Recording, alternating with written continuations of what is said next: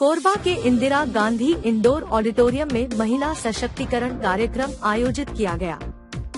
कोरबा में नारी सशक्तिकरण को लेकर कार्यक्रम का आयोजन किया गया, जिसमें महिलाओं ने अनेक कार्यक्रमों की प्रस्तुति देने के अलावा अपने विचारों को साझा किया, जिसमें महिलाओं ने रोजगार से जुड़कर स्वावलंबी बनने व परिवार की देखभाल के साथ साथ समाज को दिशा देने पर बल दिया। आयोजित कार्यक्रम में मुख्य अतिथि पूर्व राज्यसभा सांसद विप्पल ठाकुर ने महिलाओं से आत्मविश्वास के साथ संगठित होने व एकता पर बल देते हुए कहा कि महिलाओं को अपने अधिकारों के लिए आगे बढ़ना होगा। कार्यक्रम की अध्यक्षता करते हुए कोरबा सांसद ज्योत्सना महंत ने कहा कि महिला किसी से कम नहीं है, केवल मजबूत इच्छा शक्ति की आवश्यकता है। आज के युग में महिलाओं पर बड़ी जिम्मेदारी है कि वह स्वयं के साथ साथ अन्य महिलाओं को भी विकास के लिए प्रेरित करें। साथ ही नारी को प्राथमिकता देते हुए कहा कि 21वीं शताब्दी को महिलाओं की शताब्दी के रूप में जाना जाएगा। महिला प्रत्येक क्षेत्र में खुद को साबित कर रही है।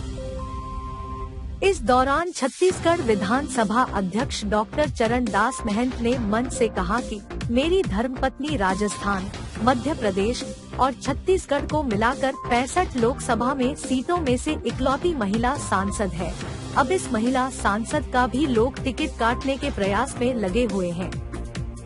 महिला सशक्तिकरण पर आयोजित कार्यक्रम में डॉक्टर चरणदास महंत के साथ ही उनकी धर्मपत्नी सांसद ज्योत्सना महंत, महिला एवं बाल विकास मंत्री अनिला भेड़िया, पूर्व राज्यसभा सांसद छाया वर्मा आदि कार्यक्रम में मौजूद रहे।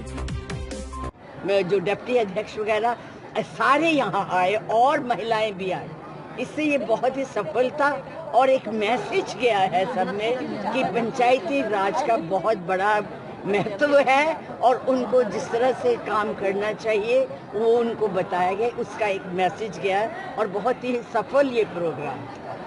फिर भी महिला सशक्तिकरण की दिशा में कार्य तो होता है, लेकिन जब पंचायती राज हो या कहीं पे भी हो, जब वो जीत के आती है तो एसपी, सरपंच पति या सरपंच प्रतिनिधि जैसे पद सबसे पहले सामने आता है। वही तो कहा गया है, वही उनको बताया गया कि आप अपने अधिकारों को, आप अपनी ड्यूटी को समझिए। उनको क्यों आने देती हैं? आप हैं उस कुर्सी पे, आप बैठी हुई हैं, आपके नाम पे वो कुर्सी चल रही है, क्यों आने देती? और जो पुरुष भी है, यही तो मैंने कहा कि पहले तो माइंडसेट पुरुषों का करना है, उनसे वो देखते हैं कि ये पावर हमारे साथ जा रही है। यही मैंने कहा है कि पुरुषों को, महिलाओं को साथी समझना चाहिए, उनको प्रतिस्पर्धा का प्रतीक नहीं मानना चाहिए।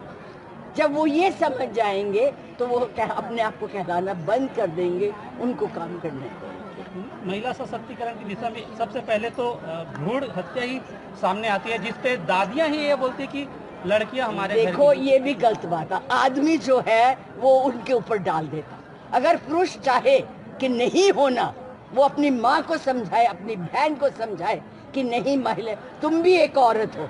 ये जो है ये उस महिला के ऊपर, दादी के ऊपर डाल देता है। या महिला, उसकी अपनी कमजोरी होती है, इसलिए उसको दोष देना गलत है। वो पुरुष उतना ही दोषी है। ये जो एक बहाना है कि आप दूसरों के ऊपर डाल दीजिए, वो खुद भी चाहता है। अगर वो ना चाहे, उसमें इतनी ताकत है, वो घर का वो है, वो रोक सकता है। इसलिए दादी या नानी या उसको मत बोलिएगा, कसूर आप लोगों का होती है। तो महिलाएं जो आरक्षण मिलता है या उनकी जो सशक्तिकरण की बात है, उसका भी नाजायज फायदा उठाने की बात होती है। ज़्यादातर देखा जाता है जब महिला सुनवाई होता है तो ऐसे मामलों में नहीं, ऐसा नहीं है। जब सुनाई होता, मैं महिला आयोग की चेयरपर्सन नहीं हूँ, मेरे पास केस आते थे, हम देखने जाते थे, यहाँ तक कि गांव तक जाते थे कि क्या ये ठीक है या गलत। फायदा कोई नहीं उठाता है। मेरे पास पुरुष भी आते थे। मैं आपको एक बड़ी वो वैसी बात, एक मेरे पास पुरुष आया, उसने कहा कि मेरी पत्नी जो है इस तरह से, कि मेरी पत्नी जो है वो MA पास है, मैं 10वीं में, मैं शॉपकीपर। कहता अगर मैं उसको चाय बनाने के लिए कहता, वो कह देती है सर्टिफिकेट दिखा देती है। मैंने उसको बुलाया, मैंने कहा तुझे पता था ना कि तेरा हस्बैंड ये? कहती हाँ। फिर मैंने कहा तूने शादी क्यों की? क्यों नहीं अपने माँ बाप को? मैं कहा इसको दुखी। तो ये दोनों तरफ से होता है मैडम। तो ऐसा बात नहीं है। घरेलू हिंसा के मामले भी बढ़ते जा रहे हैं क्या? वो इसलिए बढ़ते जा रहे हैं कि जब तक हम में हिम्मत नहीं है, और उसको जो लॉ है हमारा वो इतना लंबा है कि जो एकदम सजा मिलनी चाहिए वो नहीं मिलती। और इस तरह से कर आके जो उसमें वो छूट जाते तो उनकी उत्साह बढ़ जाती है। घरेलू हिंसा जो है वो थोड़ा बहुत हम पे भी है, और तभी तो मैंने कहा मेरा सबसे बड़ा यही था कि हमें आदमी का माइंडसेट करना है, उनको अवेयर करना है।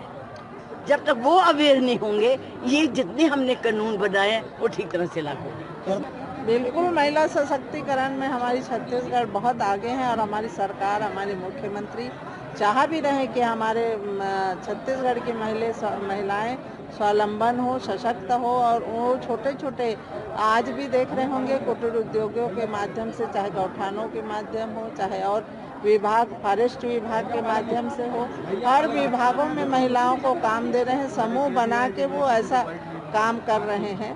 तो इसमें हमारे महिलाएं बहुत सशक्त हो रही हैं छत्तीसगढ़। मैडम, महिला बाल विकास की अभी बढ़ी है, देखा जा रहा है कि आंगनबाड़ी की महिलाएं जो है रेगुलर करने के लिए, रिकॉग्नाइज करने के लिए लगातार मांगे कर रही हैं। रेगुलर उनके उसमें है ही नहीं, बैलाज में तो रेगुलर कैसे होगी? ये तो केंद्र की योजना है, अगर मोदी जी कर दे तो हो जाएंगी। मैडम, आंगनबाड़ी कार्यकर्ता सहायिकाएं वो जो नियुक्ति हुई वो केंद्र की योजना है और वहीं से उनके आदेश जो भी हो। मैडम, मितानी लोगों को कलेक्टर मानदेय से वेतन का मांग है मैडम, उसमें आज तक कोई कार्रवाई नहीं किया जा रहा है। अब उसमें स्वास्थ्य विभाग का मामला है, आप लोग स्वास्थ्य मंत्री से ही पूछे तो ज्यादा अच्छा है। करण पर पूर्ण देश ये कार्यक्रम था।